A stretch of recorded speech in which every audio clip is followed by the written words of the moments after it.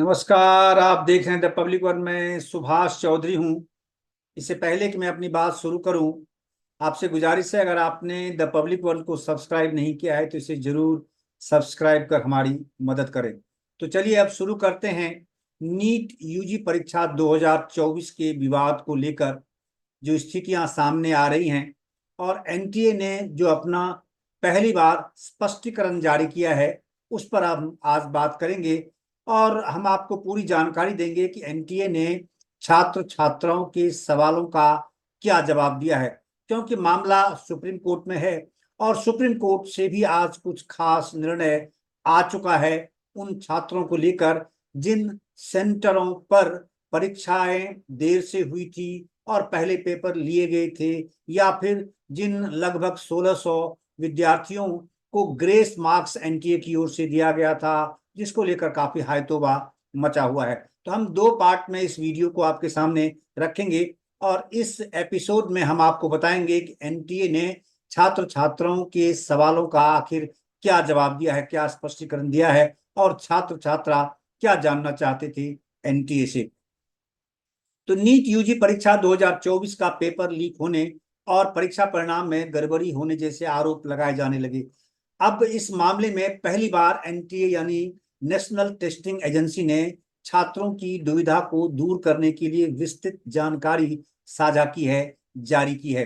NEET परीक्षा के परिणाम घोषित होते ही एक नया विवाद पैदा हो गया। विवाद की वजह थी छात्रों को इस परीक्षा में मिले अंक। पिछले साल के दो छात्रों की तुलना में इस साल 720 अंक हासिल करने वाले छात्रों की कुल संख्या 67 है, यानी 67 है, जबकि पिछली बार दो छात्र थे इस श्रेणी में। ऐसे में नीट यूजी परीक्षा 2024 का पेपर लीक होने और परीक्षा परिणाम में गड़बड़ी जैसे आरोप लगाए जाने लगे। इस मामले में गुरुवार को सुप्रीम कोर्ट में ही सुनवाई हुई, यानी आज सुनवाई हुई। और इस सुनवाई के दौरान सुप्रीम कोर्ट ने 1563 का स्कोर कार्ड रद्द करने का फैसला सुना, यानी 1563 जो छात्र छात्राएं हैं उनका स्कोर कार्ड रद्द करने का फैसला सुप्रीम कोर्ट ने आज सुना दिया। साथ ही जिन छात्रों को ग्रेस मार्क्स मिला था उन्हें दोबारा परीक्षा देने के आदेश भी दिए गए हैं।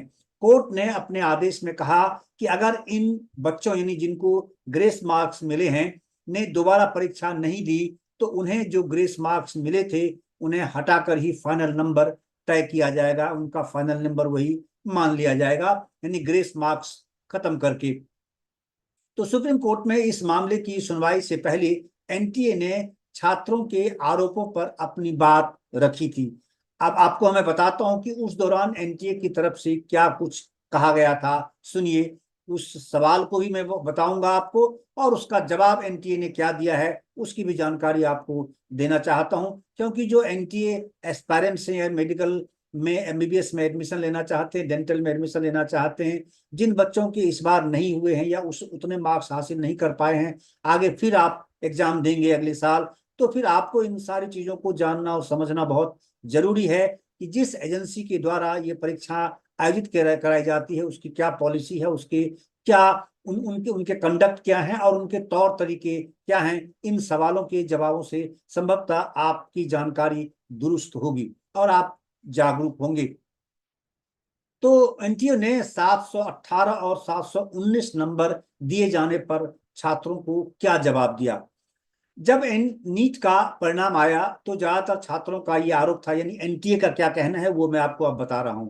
एनटीए ने कहा कि नीट का परिणाम आया तो ज्यादातर छात्रों का ये आरोप था कि इस परीक्षा में किसी भी छात्र को 718 719 नंबर नहीं आ सकते हैं। छात्रों के सवाल पर एनटीए ने कहा कि ऐसा संभव है और ये इसलिए संभव है क्योंकि ग्रेस मार्क्स का प्रावधान है।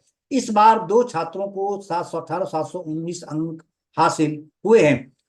छात्र ये जानना चाहते थे कि आखिर इस परीक्षा के दौरान कितने उम्मीदवारों को दिए गए हैं ग्रेस मार्क्स। जो सभी छात्र छात्राओं का ये एक मुख्य सवाल था कि आखिर ग्रेस मार्क्स के बारे में एनटीए क्यों नहीं खुलासा कर रही है, उन्होंने किस आधार पर और क्या क्राइटेरिया तय किया है और कैसे दिया है, उन्होंने कितने ग्रेस मार्क्स दिए गए हैं।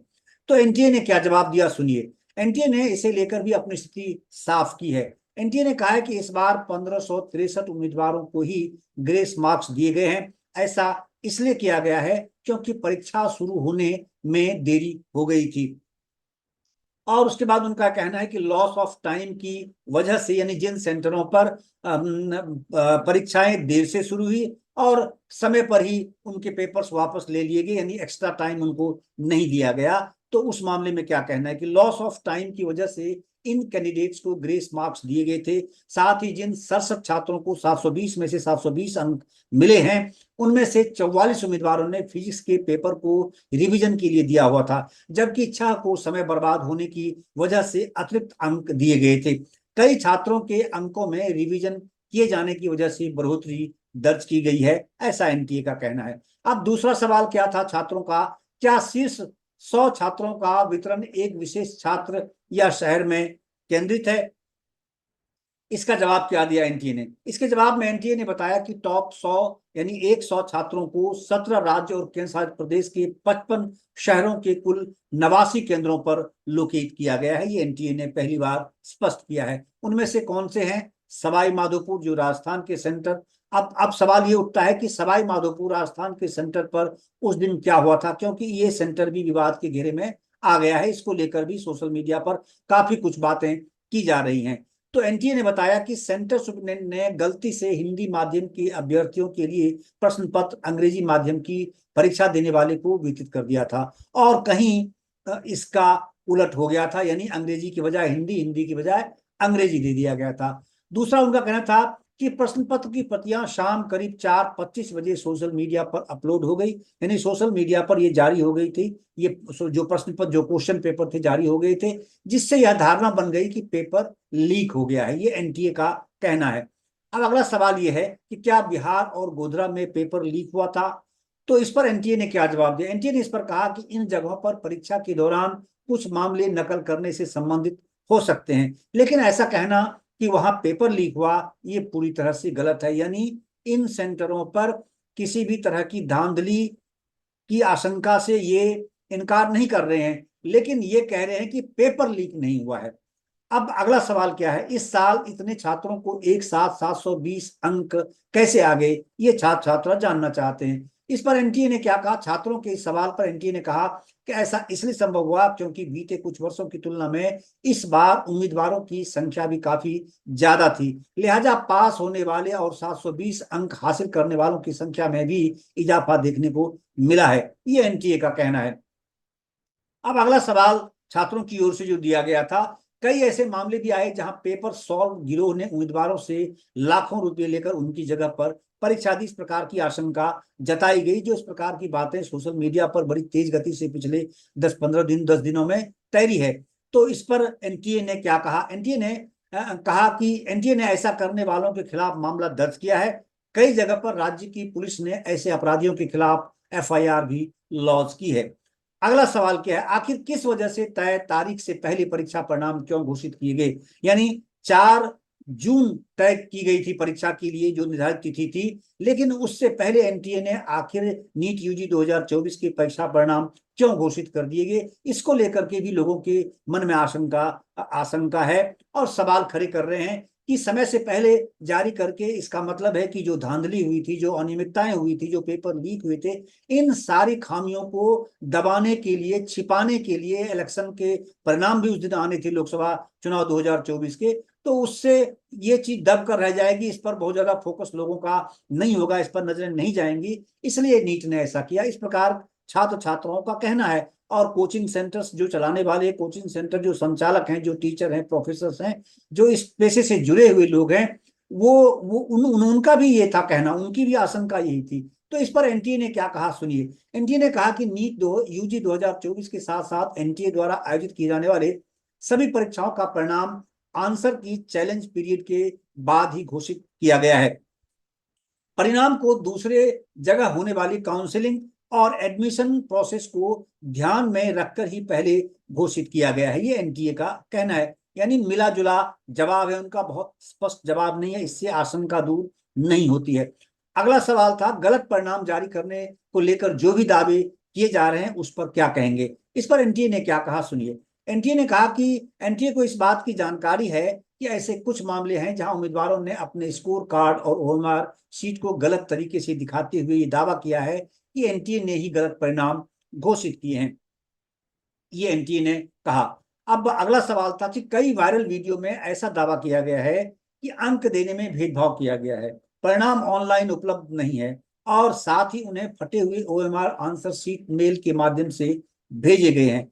अब इस फटे हुए ओएमआर शीट को लेकर के लखनऊ की भी एक लड़की है जिसने बारंबार, कल भी वीडियो पर काफी उनका जारी हुआ था, उनको लेकर काफी हाइटोवा मचा हुआ है। उन्होंने दावा किया था कि पहले फटी हुई शीट थी, उसके बाद फिर कोई और डिजिट लगा करके जब उसने अपना रोल नंबर डाला तो उनका रिजल्ट कुछ और आया, उससे पहले का रिजल्ट कुछ और दिखा रहा था। ये सब काफी, इसी कारण से विवाद और गहराता चला गया एनटीए की भूमिका को लेकर और परीक्षाओं के आयोजित करने के तौर तरीके और परीक्षा परिणाम जारी करने के तौर तरीके को लेकर। अब इस मामले पर जो फटे हुए ओएमआर का मामला सामने आया है, जो सवाल खड़े हुए हैं, जो आरोप लगाए गए हैं, उस पर सुनिए एनटीए ने क्या कहा। एनटीए ने कहा कि किसी भी उम्मीदवार को मेल के माध्यम से कोई फटा हुआ ओएमआर आंसर शीट नहीं भेजा गया है, ये एनटीए ने कहा साफ शब्दों में। जबकि वो लड़की जो लखनऊ की है वो ये कहती है कि पहले उनके मेल से, एनटीए से उनके पास फटे हुए ओएमआर शीट आई जो कहा आपका सीट फटा हुआ है, इसी कारण से आपको रिजल्ट नहीं दिया जा सकता। उसके बाद फिर दूसरा रोल नंबर डालकर दूसरा मांगा, इस तरीके की बातें उन्होंने कही हैं। जो एक्स, सोशल मीडिया एक्स पर ये चीजें चल रही हैं, यूट्यूब पर भी काफी तेज गति से उनका वीडियो वायरल हो रहा है। दूसरा, इस मामले में एनटीए का ये कहना था कि जिन उम्मीदवारों ने दावा किया है कि इस परीक्षा में उन्हें 715 अंक मिले हैं, वो गलत है। उन्हें वास्तव में सिर्फ 335 अंक ही हासिल हुए हैं और परीक्षा परिणाम ऑनलाइन उपलब्ध है, ऐसा एनटीए ने कहा। ये कुल मिलाकर वो सवाल थे जिन सवाल का जवाब छात्र छात्रा और कोचिंग संचालक जो सीधे तौर पर इस पेशे से जुड़े हुए हैं, जहां हजारों लाखों छात्र छात्राएं कोचिंग लेते हैं, चाहे वो ऑफलाइन हो या फिर ऑनलाइन हो, उन लोगों ने जो सवाल खड़े किए थे एनटीए की भूमिका को लेकर, नीट यूजी परीक्षा 2024 को लेकर, उससे संबंधित नीट ने पहली बार ये अपनी जानकारी साझा की है और अपने जवाब उन्होंने सार्वजनिक किए हैं। मुझे उम्मीद है कि इन सवालों से आप समझ सकते हैं और विश्लेषण कर सकते हैं क्या सही और क्या गलत है। बहरहाल इस एपिसोड में इतना ही, और आगे सुप्रीम कोर्ट ने आज क्या कुछ कहा है और क्या दलीलें दोनों पक्षों की ओर से दी गई हैं और सुप्रीम कोर्ट का निर्णय क्या आया है, याचिका में क्या बातें कही गई थी, इस पर भी एक एपिसोड, एक वीडियो हम आपके सामने लेकर जल्दी आएंगे। बहरहाल इस एपिसोड में इतना ही। आपका बहुत बहुत धन्यवाद और आपसे गुजारिश है द पब्लिक वर्ल्ड को सब्सक्राइब करना न भूलें। इसे सब्सक्राइब कर आप हमारी मदद अवश्य करें। आपका बहुत बहुत धन्यवाद।